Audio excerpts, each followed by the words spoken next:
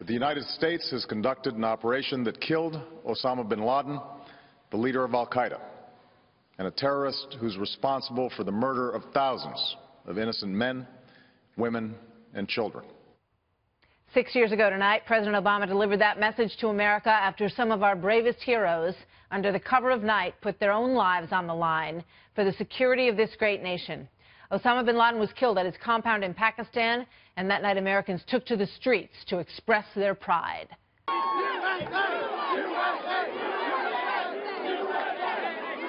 It was a great story, and it still is. And tonight we hear directly from the man who fired those fatal shots into Osama bin Laden on May 1st, 2011.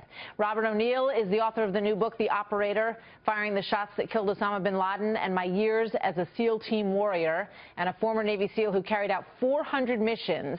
In addition to the bin Laden raid, also the mission that freed Captain Richard Phillips while he was being held captive in a lifeboat by Somali pirates. Rob is a hero, and it is always good to see you, my friend. Thank you for being here tonight on our first night of the story. Martha, thanks for having me, and congratulations on the show. Thank you so much. You know, I've often thought about your description of walking up those stairs.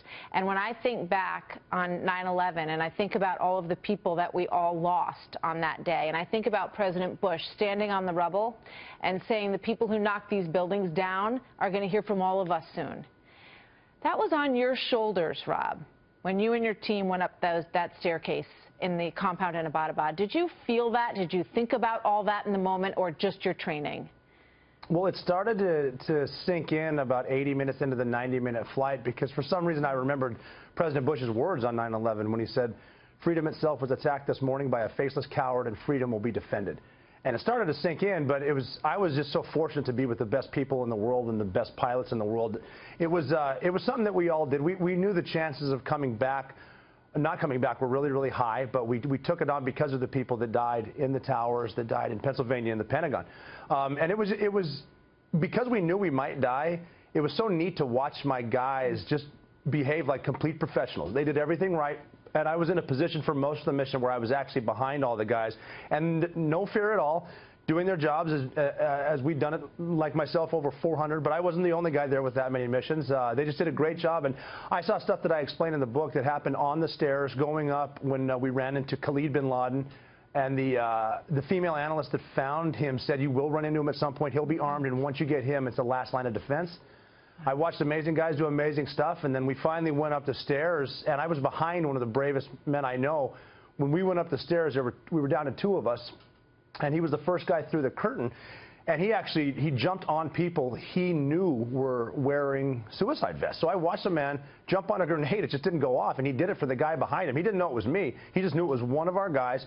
I saw him do that. It was incredible. And then I just turned the corner, and I saw Osama bin Laden, and I recognized him as a threat. He was not surrendering. It was definitely him, and I took the shots that would take out a suicide bomber. And I also, I explained other stories in The Operator about confronting suicide bombers, and it's very, very fast, it's very loud, it's permanent, and when you deal with them, you have to shoot them the way I shot him in under a second. But again, the team got me there, the pilots got me there, the tactics got me there. I did what any special operator would have done. It just, I happened to be there. I mean, how do you, just lastly, before I let you go, about a half minute left, how do you live with the legacy of what you did and move on with the rest of your life?